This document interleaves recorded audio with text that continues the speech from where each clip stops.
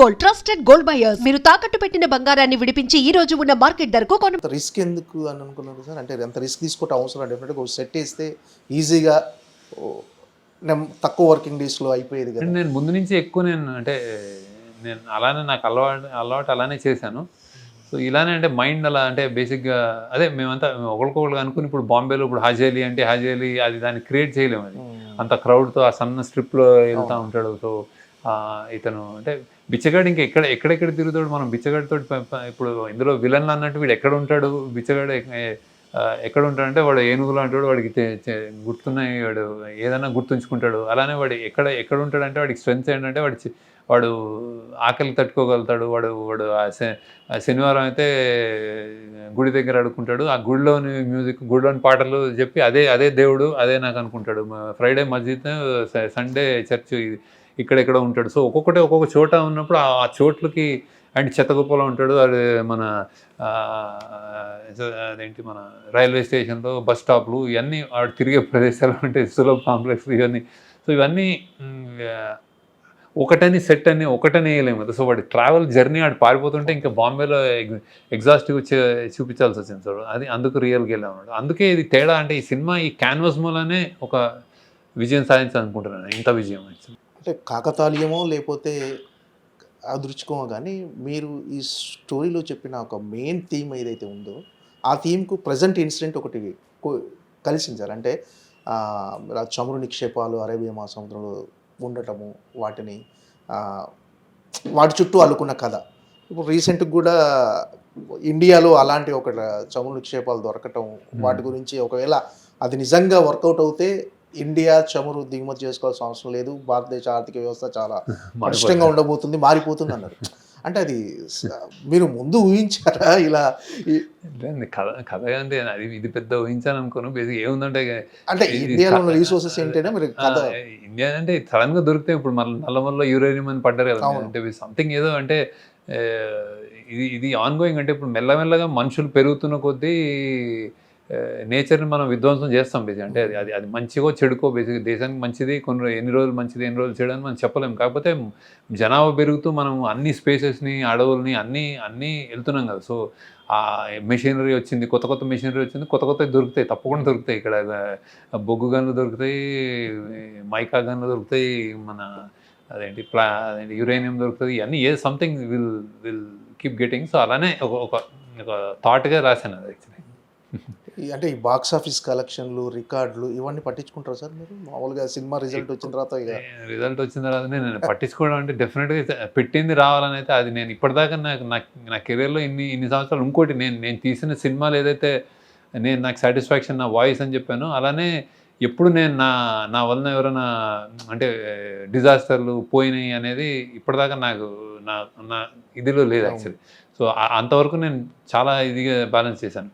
ఒక అనామిక ప్రాబ్లీ ఏది ఉంది కానీ అది కూడా మల్టిపుల్ లాంగ్వేజెస్లో రీమేక్ ఇది కాబట్టి వర్కౌట్ అయిపోయింది అది కూడా యాక్చువల్లీ. కాకపోతే అసలు థియేటర్స్ ఎవరు రాలేదు, అంటే అది ఉందని కూడా తెలియదు యాక్చువల్లీ వచ్చినప్పుడు. కానీ ఓటీటీ ప్లాట్ఫామ్లో అది జస్ట్ అంటే ప్రొడ్యూసర్ అది మల్టీనేషనల్ కంపెనీ కాబట్టి వాళ్ళకి కొన్ని సో అది వర్కౌట్ అయింది. సో నా గర్వంగానే చెప్తానంటే బేసిక్గా నేను తీసిన సినిమాల్లో ఎప్పుడు ఏది ఫైనాన్షియల్లీ ఏది తేడా చేయలేదు యాక్చువల్లీ. సో అది నేను చూసుకుంటా బేసిక్ ఇది కూడా. So I'm happy about that first. తర్వాత రేంజ్ ఏంటి, ఎంత డబ్బులు వస్తున్నాయి అనేది next actually. We definitely happy. Blockbuster అయ్యి బాగా డబ్బులు వస్తే హ్యాపీ. రిలీజ్ బిఫోర్ ఏమన్నా ఉండేనా సార్? అంటే కొంతమంది స్లో అని, కొంతమంది ఆ లెంత్ కొంచెం ఎక్కువైందని ఒక చిన్న కంప్లైంట్ ఉండే కదా. అది మీ మదర్ చూసి కూడా ఇంకొక పావు గంట ఉంటే బాగుంటుందా మీతో అనిపించింది. అంటే అది ఒక 1% పీపుల్ ఎవరికైనా అనిపించి ఉండొచ్చు, కానీ ఇలాంటి డిస్కషన్ బిఫోర్ రిలీజ్ ఏమైనా వచ్చింది? అంటే అసలు జస్ట్ 3 గంటలు అనగానే వస్తుంది. ఎందుకంటే మన మల్టీప్లెక్సెస్లో 2.5 hours 2 hours 15 minutes అయితే నెంబర్ ఆఫ్ షోస్ కూడా పెరుగుతాయి. సో ఎప్పుడు చిన్న సినిమా హ్యాపీ, చిన్న సినిమా డెఫినెట్గా హ్యాపీ, గుడ్. అండ్ నేను ఎవరైనా యంగ్స్టర్స్ కూడా చిన్న సినిమాలు తీయనని చెప్తాను, అంటే లెంత్ పెట్టద్దు అని చెప్తాను.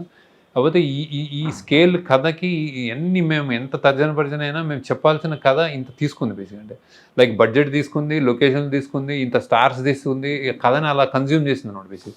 సో అలాంటి లెంత్ కూడా అది డిక్టేట్ చేసింది మమ్మల్ని. అంటే తర్జన పడి కూడా మేము ఇది కరెక్టే అనుకుని వెళ్ళాము అనమాట. అంటే ఏదైనా తీసేస్తే ఏదైనా ఎమోషన్ తగ్గుతుందా, లేకపోతే ఒక క్యారెక్టర్కి అన్యాయం చేసినట్టు అవుతాం, ఇది బ్యాలెన్స్ అవ్వదా, ఇట్లాంటి దాంతో ఉంచాం యాక్చువల్లీ. సో కరెక్టే అనుకుంటున్నాను. సో చాలామంది యాక్సెప్ట్ చేశారు కూడా. అదే అదే అంటే ఇప్పుడు మామూలుగా కుబేరా కానీ లీడర్ లాంటి సినిమాలు, అంటే అలాంటి సినిమాలు తీయాలంటే ఖచ్చితంగా మీరు ఏదైనా సమాజానికో ఎవరికైనా జనాలకు ఆ రిలేషన్స్, హ్యూమన్ రిలేషన్స్ కానీ వాటి గురించి చెప్పాలని ఒక తపన ఉండుంటుంది అసలు మీలో లోపల. సో మీరు అసలు ఇలాంటి కథలతో చెప్పాలని ఎందుకు అనుకున్నారు అసలు? ఇలాంటి లీడర్ కానీ కుబేరా కానీ. నేను ఫిల్మ్ స్కూల్ అంటే ఫస్ట్ లెసన్ నాకు బాగా, నేను ఫిల్మ్ స్కూల్కి వెళ్ళిన ఫస్ట్ అంటే ఇంజనీరింగ్ నుంచి ఫిల్మ్ స్కూల్కి వెళ్ళినప్పుడు నేను ఫస్ట్ లెసనే అక్కడ హార్వర్డ్ యూనివర్సిటీలో ఒక స్క్రిప్ట్ రైటింగ్ క్లాస్కి వెళ్తే ఫస్ట్ వర్డే అది films are obligated to society అని ఉంటుంది. ఆబ్లిగేటెడ్ టు సొసైటీ అంటే ఫిల్మ్స్ అనేవి ఒక సమాజం పట్ల ఒక బాధ్యతతో ఉండాల్సిన అవసరం ఉంది అనేది అనమాట. అంటే ఇప్పుడు సమాజాన్ని చూసి మేము ఇది రాస్తున్నాము ఇది తీస్తున్నాము కాదు, నువ్వు ఏది అది రాసినా సినిమాలు ఇన్సిడెంట్స్ చెప్పినా కానీ నీకు ఒక వాయిస్ అంటే ఇది కరెక్టో ఇది కాదో ఇది మంచో చెడో చెప్పాల్సిన బాధ్యత ఉంది అనేది నేను నమ్ముతాను బేసిక్. సో అక్కడి నుంచి వచ్చి మెల్లగా నా స్థాయి పెరుగుతుంది, ఇప్పుడు నన్ను యాక్సెప్ట్ చేస్తున్నారు, ఇప్పుడు నేను చెప్పినవి వింటున్నారు అనేదాకా నేను ఎక్కడి దాకా పుష్ చేసుకుంటానంటే నేను ఇంకా బాబు ఇంకా నాకు ఇది మరీ ఎక్కువ మెసేజ్ అయింది అనేదాకా నేను నా కమర్షియల్ ఆస్పెక్ట్స్, నా స్ట్రెంగ్త్, నా రైటింగ్ స్ట్రెంగ్త్ కానీ ఏదైనా నాకు తెలిసిన ఇది కానీ అది కలిపి చెప్పాలని చూస్తాను. ఆ చెప్పాలి అనేది ఆ తపన ఆగిపోయినప్పుడు ఇంకా ఫిల్మ్ మేకర్గా ఇంకా అనవసరం బేసిక్ అంటే నాకు తెలిసి. సో ఇంకేదైనా చేసుకోవచ్చు బేసిక్ అంటే. సో ఆ చెప్పాలన్నదే నడుపుతుంది. ఐదర్ నువ్వు ఎంటర్టైన్ చేసి హ్యాపీగా వాళ్ళని ఒక బాగా స్ట్రెస్ ఉన్నప్పుడు నువ్వు గొప్ప సినిమా, గొప్ప మ్యూజిక్ తోటి, గొప్ప క్యారెక్టర్స్ తోటి ఒక ఆనందం ఇచ్చావన్నా ఓకే, లేకపోతే ఇదేదో ప్రాబ్లం ఉంది దీనికి సొల్యూషన్ టువర్డ్స్ దిస్ అని చెప్పినా ఓకే, సంథింగ్ అయితే చెప్పాలని అయితే అది ఏమీ లేకుండా అయితే సినిమా స్టార్ట్ చేయండి అనిపిస్తుంది. సో అంతే ఫిల్మ్ మేకర్స్కి బేసిక్గా ఎందుకు ఇది అంటే ఆ క్రాఫ్టే అది, ఆ మీడియం అది. ఒక పెయింటర్ కానీ, ఒక బుక్ కథా రచయిత కానీ, ఒక లిటరీ సాహిత్యం కానీ, ఒక పోయిట్ కానీ ఏదో ఒకటి అంటే ఏదో ఒకటి చెప్పాలని చెప్తాడు కదా. సో సినిమా కూడా అంతే, చెప్పాలని చెప్తాడు. నేను వాళ్ళని కొంచెం టికిల్ చేస్తాను, వాళ్ళని కొంచెం వాళ్ళ వీక్నెస్ల మీద ఆడుకుంటాను, ఇలాంటి నేను నమ్మను. అంటే నేను అది సినిమా అందుకు కాదనుకుంటాను నేను. అంటే ఏదో ఒక ఇన్స్పిరేషన్ ఏదైనా ఉండుంటుంది కదా, అంటే మీకు జరిగిన సంఘటన కానీ, మీరు ఎక్కడైనా చదివిన వాక్యాలు కానీ, ఇలాంటి వాటికి ఇన్స్పిరేషన్ ఏదన్నా, ఇలాంటి కథలు చెప్పాలనడానికి అవి ఏమైనా ఇన్స్పిరేషన్ కానీ ఇస్తాయి?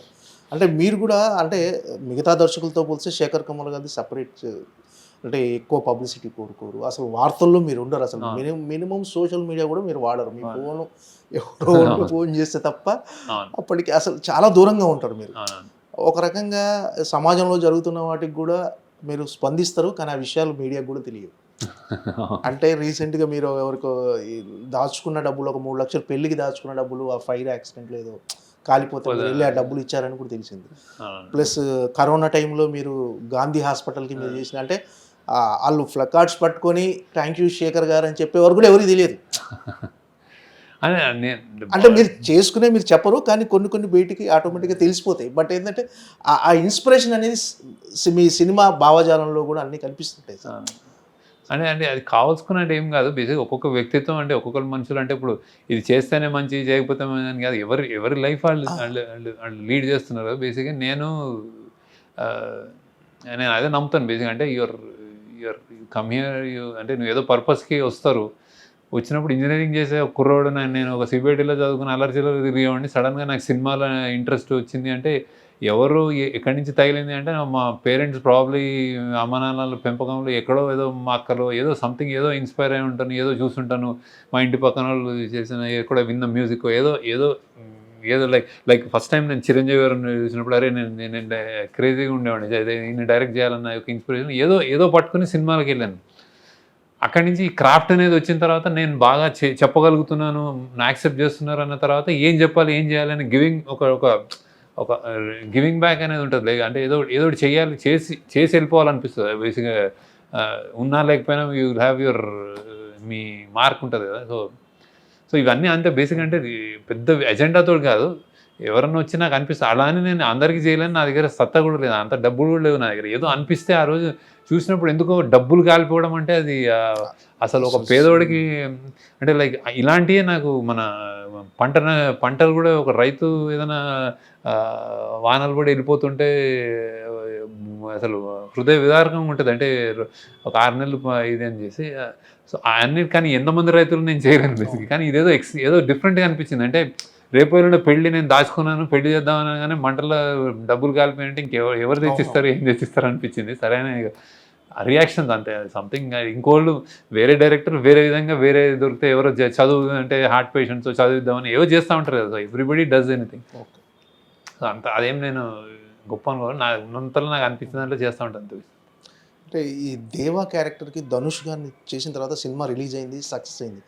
సక్సెస్ అయిన తర్వాత చాలామంది అంటే సోషల్ మీడియాలో ఏం ట్రోల్స్ మొదలు పెట్టారంటే, ఈ సినిమా శేఖర్ కమల్ గారు తెలుగులో ఏ హీరోకి చెప్పినా చేసేవాడు కాదు, వాళ్ళు క్యారెక్టర్ చేయలేరు అని. అంటే అసలు మీరు ఏ హీరోని అప్రోచ్ అవ్వలేదు. డెఫినెట్గా ఈ సినిమా కేవలం దేవా క్యారెక్టర్ మీరు ధనుష్ గారికే చెప్పారు. కానీ ఇదో రకమైన ట్రోల్స్ స్టార్ట్ అయ్యాయి సార్ సోషల్ మీడియాలో. అసలు మీరు ఏ హీరోకి చెప్పలేదు కదా సార్ తెలుగులో అలా అసలు చెప్పలేదు. అది ధనుష్కే చెప్పాను, ఎందుకో ధనుష్ కనిపించాడు అట్లా. సో ఐ థాట్ చెప్పాను. ఇక్కడ ఎవరు చెప్పలేదు. చెప్పినా అంటే మన ఎవరికి వాళ్ళు యాక్టింగ్లో బేసిక్గా ధనుష్ ఎక్స్ట్రాడినరీగా పర్ఫామ్ చేశాడు. ఆ పర్ఫార్మెన్స్కి ఇప్పుడు నేషనల్ అవార్డు వస్తుంది అనుకుంటే అది నేనేం వేరే వాళ్ళు బ్యాడ్గా చేశాను అన్నట్లే ఏం లేదు. అది దీనికి నేను అంతగా ఓవర్వెల్మ్ అయిపోయి నాకు అలా నచ్చింది కాబట్టి అనిపిస్తుంది.